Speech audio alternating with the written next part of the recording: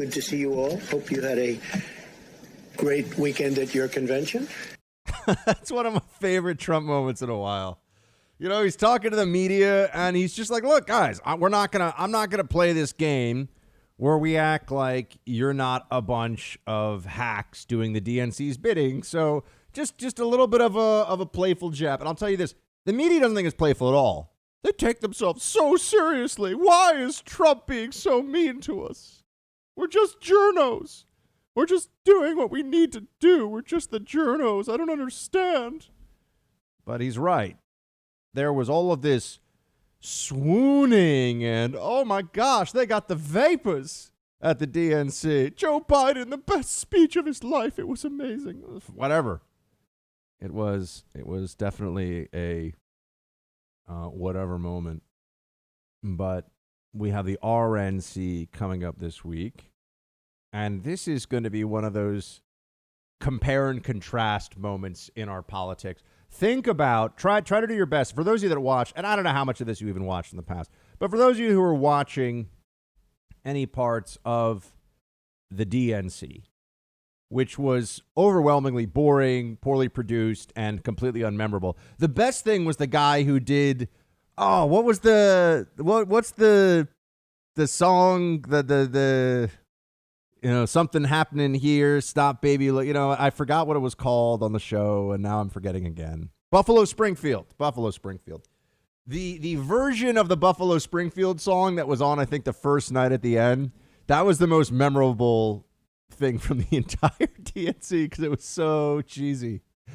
Oh, it was great. It was so much fun. But they're having this convention, and you have to wonder, what are people supposed to take from this? But I don't know. It's a process, right? It's a tradition. I'm sure they have a lot of ways they could try to justify wasting all of our time with it. And I'm not going to sit here and tell you I think the RNC is going to blow the wheels off the bus, so to speak. I think it's going to be fine. I think you'll see a great speech from Trump, because if you like Trump, if you hate Trump, everything he says is horrible. It doesn't matter what he does. But I think that you'll see a much happier, much more hopeful vision of the future, and one in which we also can look at who gets stuff done. I mean, who can show results. You have Mark Meadows pointing out that, Trump has done more, not just as president, but did more in a few months than Biden did in a very long 40-year career in politics. Play 5. This president will focus on the American people this week coming up. And when we look at it, listen, that speech that Joe Biden gave was very much like a speech that he had given in 2008. But this is not about speeches. Joe Biden has been in office for over 40 years. Politicians give speeches. What we're looking for is action. This president has shown action each and every day. Joe Biden has barely passed 2 bills, one of which he's trying to run away from because of the left. And when we look at it, this president accomplished more in his first 100 days than Joe Biden did in the last 40 years. It's about action. This president's willing to do that. You'll see a real difference this week when we start focusing on the people that the president's policy is actually affected. And that's going to be a huge difference. Now, look, the party in power obviously gets to talk more about the actions of the president than the party that is in opposition. We keep it real here. Let's be honest about what we're seeing and what's happening. But the Democrats are just running on a theory that everything is terrible, that the country is falling apart because of Trump. And if you're looking for things that are making the country more miserable and that are destructive economically, destructive to our freedoms, Democrats are supporting those things. We've been talking about the riots and the looting and the anti-cop sentiment that is so central to the Democrat theme of 2020. Being anti-cop is now to be a Democrat, right? If you are where the DNC is, you think that the police are racist and you think that cops are the problem. If you're a Democrat, that's what you're told to say. That's what you're told to think.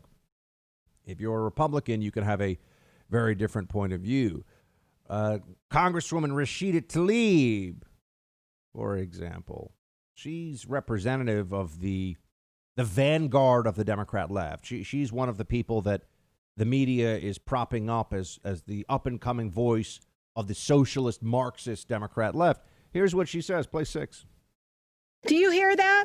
That's our democracy crumbling. I want all of my neighbors, I want all of America to know why the People's House is here for an emergency vote on Saturday while the Senate Majority Leader McConnell went on vacation. We are experiencing a global pandemic, and now our U.S. Postal Service is under attack. Let it be clear, this administration is waging an authoritarian campaign to sabotage this election by manipulating the Postal Service to suppress our votes. And they are threatening the livelihood of our postal workers, our seniors, our veterans, and so many more in the process. This is not a conspiracy theory. This is fascism. We will not stand for this now or ever. In Michigan right now, machines capable of sorting 35,000 pieces of mail per hour have disappeared from postal facilities. Brave workers are blowing the whistle and saying that they've never seen anything like this. I mean, she's completely out of her mind. And you're not somebody that you would want to give you advice on anything in your life, not someone you'd want to have to count on in any kind of a work or personal situation. Rashida Tlaib is nuts. What she's saying here has already been thoroughly refuted by anyone who's actually paying attention to the facts. DeJoy has come forward and pointed out, he's the Postmaster General, head of the Postal Service, that they froze any changes to anything, not because they were that he had ordered anything to be different, but because they didn't even want there to be the perception, the whiff of impropriety. I said, fine, we'll keep everything exactly. No cuts to overtime, no changes to post office box load. Nothing can change right now. We will freeze the post office as it is, which is a highly inefficient, multi-billion-dollar a year in the red mess. But we'll keep it as it is. Do you think that they're going to stop saying that democracy itself is under assault because of the post office? Do you notice a similarity here? You're seeing this thread play out. The Russian internet trolls of the 2016 election that bought some Facebook ads that were meant to sow dissent in this country, and it was a tiny amount of money spent on Facebook. I mean, the whole thing is so absurd and so dumb. It's not even... If what they said was true about Russia, let's say that Trump was actually in on it and everything else, which of course is a lie, and that's not. But if everything was happening as they claimed it was, it's the dumbest conspiracy I have ever heard of. It's not going to work. No one really thinks that's going to. And think of the risk you're taking, right? This would be like robbing a bank for $10. Why would you ever do that? You're going to go to prison for 10 or 15 years for armed robbery. You're going to rob a bank for $10? Put aside the immorality of the robbery. I'm just saying, even from a criminal perspective, it wouldn't make any sense. They're going to steal the election by sabotaging the post office? The whole thing is sloppy. The whole thing makes no sense. How is that going to work? Think of the trail that would be left. Think of the risks that they would be taking. But the conspiracy is useful no matter how absurd it is because people will believe it. No matter what is done now, no matter what the truth is of the Postal Service and how this election plays out, if Biden and Kamala Harris, the most uninspiring Democrat ticket since Carrie Edwards, yeah, that was a thing that happened. If Biden and Harris lose this election, you will have, for the next 4 years, major media outlets claiming that it was stolen because of this post office conspiracy. This is Russia Redux or Russia 2.0 conspiracy nonsense, right? Except they're going to say Russia's interfering too. They're already laying that groundwork. No one apparently cares that, as the president points out, who does China want to win this election? Play 10. Okay, well, look back for the last 3.5 years. I'm the only one that ever took on China. And you saw the intelligence reports where they say China is working hard to get Joe Biden elected. If he gets elected, China will own our country. I've taken billions and billions, tens of billions of dollars in taxes out of China. I gave them to our farmers because they targeted wrongly our farmers. They thought that would put pressure on me. They could get whatever they wanted. So they target us, and it's no good. So if you look at what we've done with China, nobody's ever done to China. If you look at what we've done to China, nobody's ever done what Trump has done. That's true. Trump's trade war, remember the trade war was going to destroy our economy or be a huge drag on our economy, do all these terrible things? Oh, the free trade absolutists out there who don't seem to ever stop and think, hold on a second, we don't have free trade with China. So adhering to a free trade principle with someone who is not trading freely with you doesn't really make a lot of sense, does it? But the Washington consensus, as it's called, the Beltway conventional wisdom from think tanks, the Republican and Democrat Party, oh, this was bipartisan, Chamber of Commerce, all the rest of it, they were saying, no, this is a terrible idea. You can't confront China on this. And now we realize that China's war of information theft from us and its one-way trade war are all part and parcel of the same plan to supplant us as the world's preeminent power.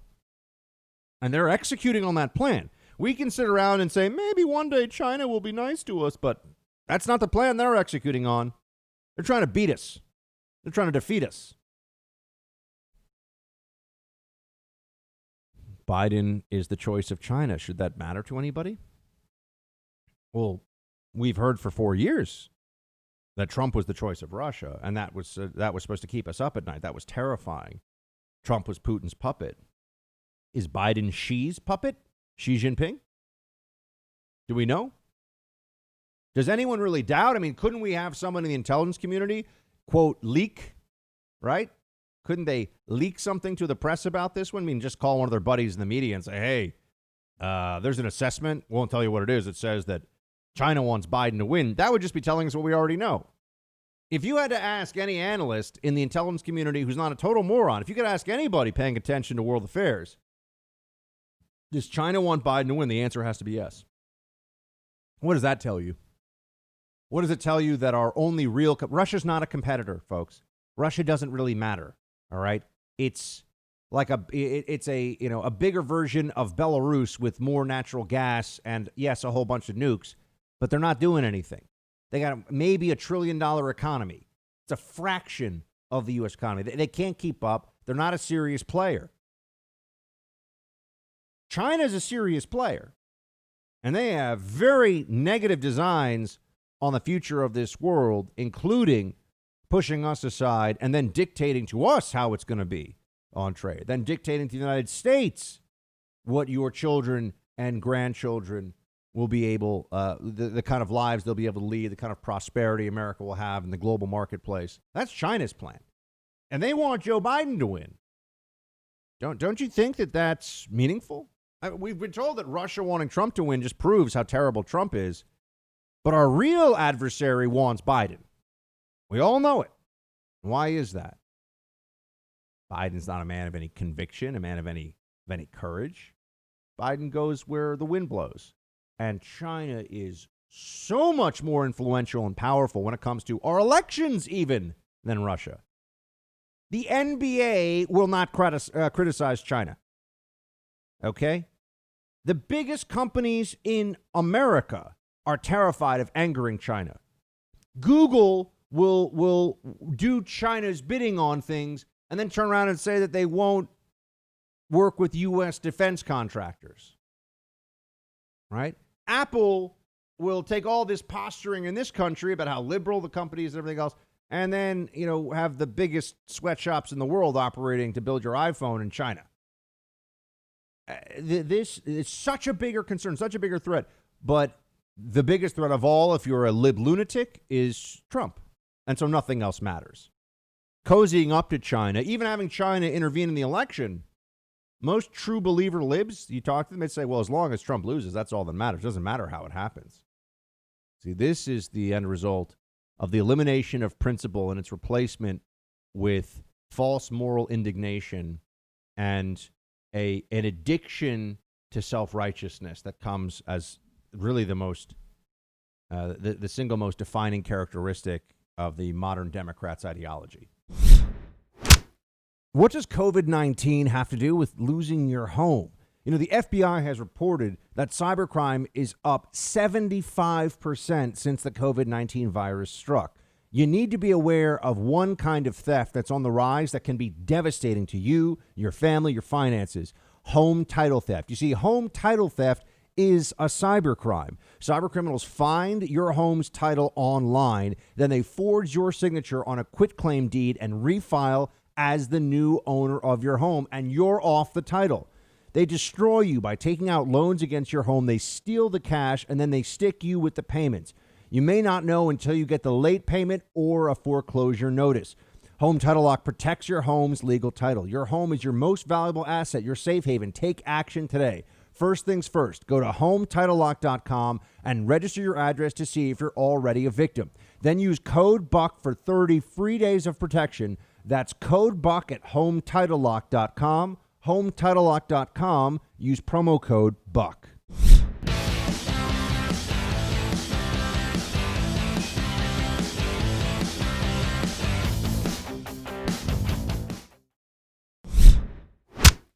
To the blistering attacks we've seen from President Trump just this week alone on your mental fitness, whether you're up for the job.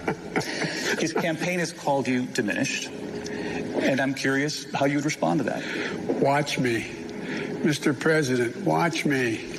Look at us both, what we say, what we do, what we control, what we know, what kind of shape we're in. Come on. Look, I think it's a legitimate question to ask anybody over 70 years old whether or not they're fit and whether they're ready. But the only thing I can say to the American people, it's a legitimate question to ask anybody. Watch me. Let's put the attacks aside then. The American people remember Ronald Reagan was 77 when he left office. You would be 78 entering office. And you have said yourself that you are a transition candidate. Does that mean a one-term president? What does that mean? No, it doesn't mean. So you're leaving open the possibility you'll serve 8 years if you get elected. Absolutely. Wait a second. I thought he was only going to do 4 years. Now he's saying it's 8 years? Wait, hold on. Hold the phone. Hold on a second. He's going to be a transition candidate. We're all, I thought we're in the trust tree, Biden. I thought we're in the nest. It's going to be 8 years now? So now he's saying that, he could end up being president when he's 84? How about 110, Joe? Any limits to this at all? I love it. He says, about his mental fitness, watch me. Yeah, we've been watching you. With the blonde leg hairs and the corn pop and the thing, we got unbelievable, the stuff that this guy has. What was it? What was that line that he has? And it was, that we believe these truths to be self-evident, and the thing, whatever the heck that was. This guy he's just too much. He really is. They're trying to pull really what should be impossible, which is convincing people that this guy, that what they see is not reality, and what even the media admitted was reality a year ago has for no apparent reason changed. That's where we are. And also, you're not supposed to pay attention to the very strange way this whole campaign is being run. You're not supposed to care that Joe Biden doesn't really sit for questions with normal, it's all very staged. It's all okay. David Muir, by the way, where did this guy, are we doing like just catalog models now get to be the ABC News anchor? Well, where did this guy come from? It's amazing.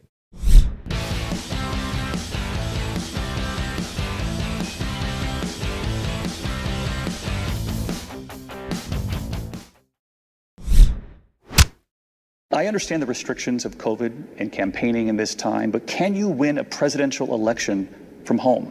We will. We're going to follow the science, what the scientists tell us. We've been able to travel places when we've been able to do it in a way that we don't cause the congregation of large numbers of people. Look what happens, what's happened with his events. People die. People get together. They don't wear masks. They end up getting COVID. They end up dying. So when you hear the president say this guy's afraid to leave his basement, guess what? I have left my basement, but here, in the meantime, 500 million people have watched what I've done out of my basement. And guess what? People are listening. People are listening. It's about being responsible. Yeah, man, he's just listening to science. It's not that he's just trying to hide and see if they can pull off fooling the American people into voting for this stupid empty suit. Yeah, is there anything there? Yeah, sure. I've got to tell you, if this country votes for Joe Biden, unfortunately, well, I was going to say we deserve what we get and we deserve it long and hard, but the truth is, those of us that don't vote for him, we don't deserve it, but we're going to have to deal with it. We're going to get it too. We're going to get it too. It's going to be very, very unfortunate if that is to happen. Biden is running a campaign that's really the non-campaign campaign, right? He's going to stay home. He's going to stay in the basement. Oh, all because of the science, what the science says. You may have also noticed recently that there's an uptick in cases. There's an uptick in cases in, let's start with this one, Hawaii, for example, a state that I love, even though its politics are horrible, just like New York. I love it, but its politics are awful. Hawaii is, to me, one of the most beautiful places in the world, and I would take any excuse I can to visit. But that all said, they have had a huge spike in cases in Hawaii recently, which is interesting because they also had mask wearing in public, in the open air, mandated over a month ago. So you not only have to wear a mask indoors, you have to wear a mask outdoors too in Hawaii. Everyone's wearing masks all the time. Huge spike in cases in Hawaii. Very liberal place. What are we going to be told now? I thought if we just wore masks that everything would be okay and it wouldn't spread this way. I thought that the lib media and the Democrat Party, because of the science, was in a position to tell us for the last 60 days or so that the reason there were all these COVID cases was because we weren't listening to them enough. Well, Hawaii has been listening all along, and Hawaii is even far ahead of other states, has been ahead of other states with masking all along. They have more per capita cases in Hawaii than in Arizona right now. And if you look at a chart of when Hawaii started mandating masks for outdoors, what they would show you is what the chart shows you is that they mandated outdoor mask wearing, and then a month later there was a huge spike in cases. Well, how is that? I mean, how do you explain this? On July 7th, Honolulu required, the single greatest concentration, required masks outdoors.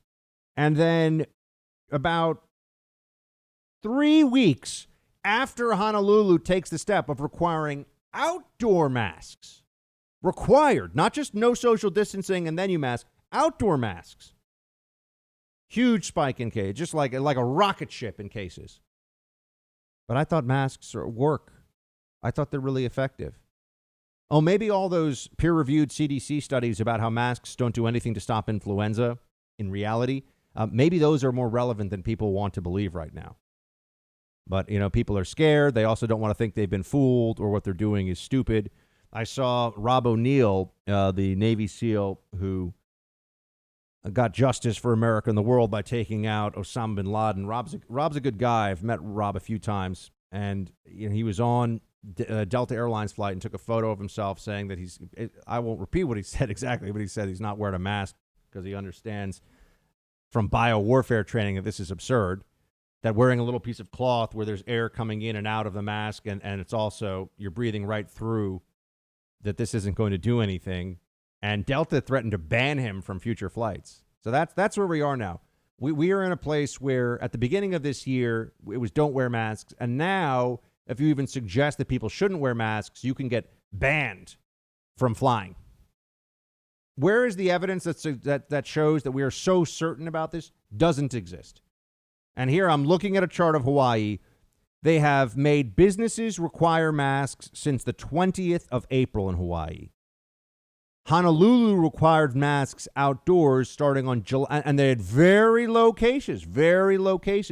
Honolulu requires masks outdoors July 7th. 3 weeks later, explosion in cases. What changed? What happened? The virus finally made its way to the Hawaiian Islands. The population hadn't been exposed to it, and it spread like wildfire. And all this stuff about how, if only we had No. You look at Europe has no idea how many cases it's actually had. None. The EU is huge. You think all these countries in the EU, you think they know how many cases they've really had? That's why people keep comparing it, U.S. cases to EU cases. In terms of overall deaths, we're pretty close. The EU, the entire European Union, and the United States. On a per capita basis, there are numerous large European countries that are worse off than America. But what the Democrats do is they say, well, look at how many cases we have versus how many they have. They've controlled the virus. No, the virus probably spread through the healthy population almost unnoticed. And when it made its way into the nursing homes in Spain and Italy, it killed a whole lot of people, which is really tragic. But just work this through yourself, and you can start to see what makes sense and what doesn't. If only we wore more masks is not reasonable. That's not a reasonable position. That's not a reasonable answer to this question about what could have been done differently. And look, Biden is out there telling us all that if he had his way, he would do another friggin' shutdown. It drives me completely insane. Play clip 1. If you're sworn in come January and we have coronavirus and the flu combining, which many scientists have said is a real possibility, would you be prepared to shut this country down again? I would be prepared to do whatever it takes to save lives, because we cannot get the country moving until we control the virus. That is the fundamental flaw of this administration's thinking to begin with. In order to keep the country running and moving and the economy growing and people employed, you have to fix the virus. You have to deal with the virus. So if the scientists say shut it down? I would shut it down. I would listen to the scientists.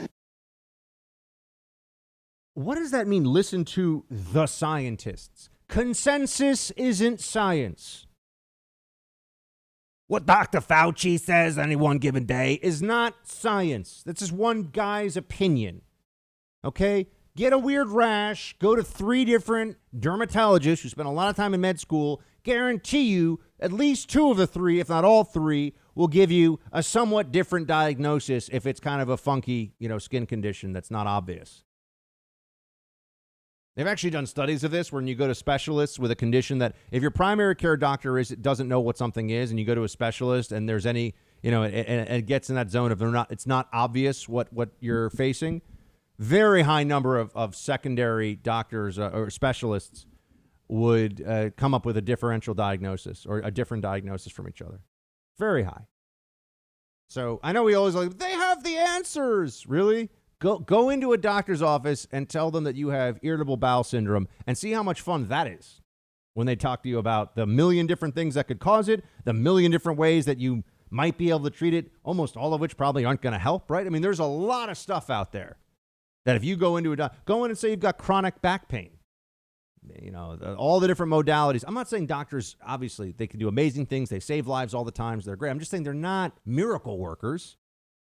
Right? It's the same, lawyers can be great. Lawyer can save your butt, but people still get lawyers and go to prison for a long time, right? It's not just, they're the expert, they're going to fix this. I'll listen to the scientists. That's not how this works. The scientists are there to advise the administration, the policy decisions, because the policies here are an intersection of constitutional rights, economic freedom and activity, national security considerations. There's all these different things that come together. St. Fauci doesn't have the answer to any of those things, doesn't know a damn thing about any of it. But he's there, listen to me. I'm a scientist. I know what's going on. Yeah, maybe he's taking another photo shoot on the cover of InStyle magazine. Yeah, he's really just all about the science, friends. This is not just absurd; it's getting obscene. That Biden would require a mask mandate outdoors. I hate this thing. Okay, I think this is dumb. I think wearing a mask outside is stupid. It is absolute, and no one is going to win an argument on this because I've looked at all of the science that is presented on this in the mainstream discourse. I've looked at all of the different studies, and there is nothing to suggest that wearing a mask outside is in any way useful. There is no actual data to prove that this is useful in stopping this disease, but they're going to mandate that anyway. It's just about control. People are afraid. They're scared. This is where we have to start thinking about how we really are just mammals, and we're afraid of being alone, and we're afraid of the dark, and we're afraid of little teeny tiny things that we all know can kill us and one day probably will kill us at some point. Hopefully we'll be older. Hopefully we'll have lived a nice life, but there is no live forever. There is no perfect future. And the government that promises you that those things are, what I'm telling you is not true is the government you should be deeply concerned about. You want to be afraid? Be afraid of that government. Oh, we'll protect you from all these things. Just give us all of your rights. Oh, we'll protect you from all of these things. Just do exactly as we say, no matter how much it changes, no matter how much we go back on our own dictates. It's constantly happening around these issues, constant changing of things depending on what they think at any given time benefits them in the Democrat Party politically.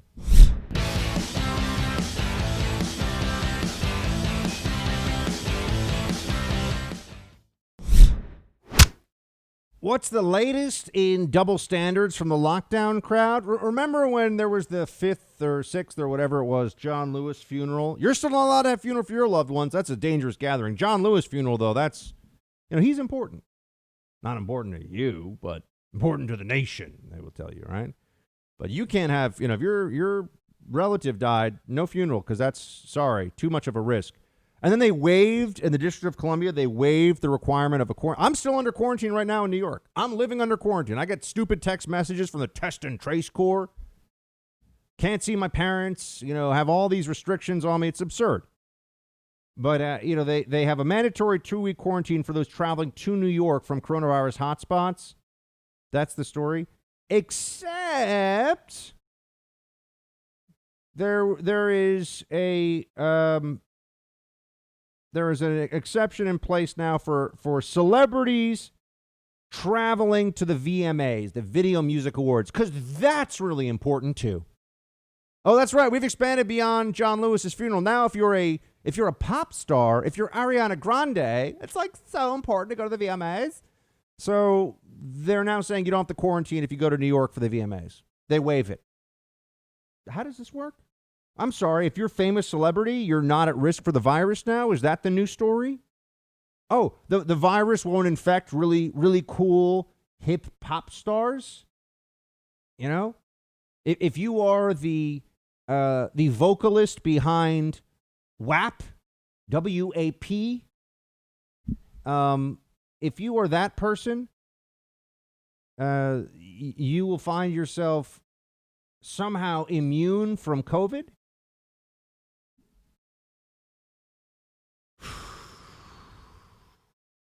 I've got to say, it's just unbelievable. The double standards. And they just look at us all in the face and say, what are you going to do about it?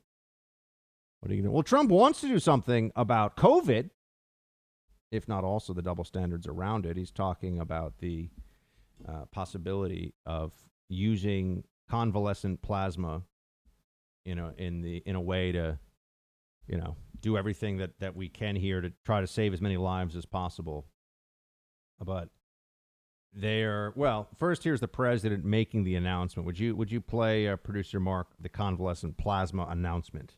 8. On the therapeutics front, this is what I've been looking to do for a long time. This is a great thing. Today, I'm pleased to make a truly historic announcement in our battle against the China virus that will save countless lives.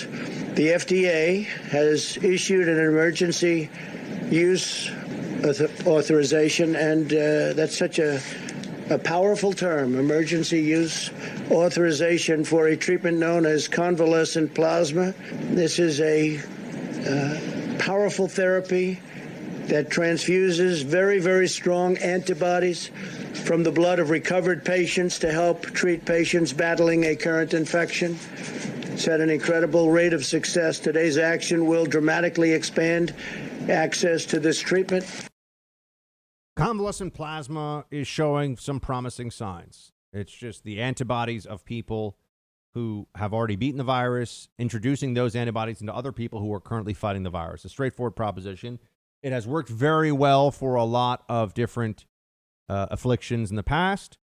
It's not yet ironclad on the science that it will work for this one, but it seems, the FDA for compassionate use, et cetera, is going forward with it. I just want to know what's going on over like CNN and MSNBC headquarters now. Are they for or against convalescent plasma to work? Can we get them on the record here?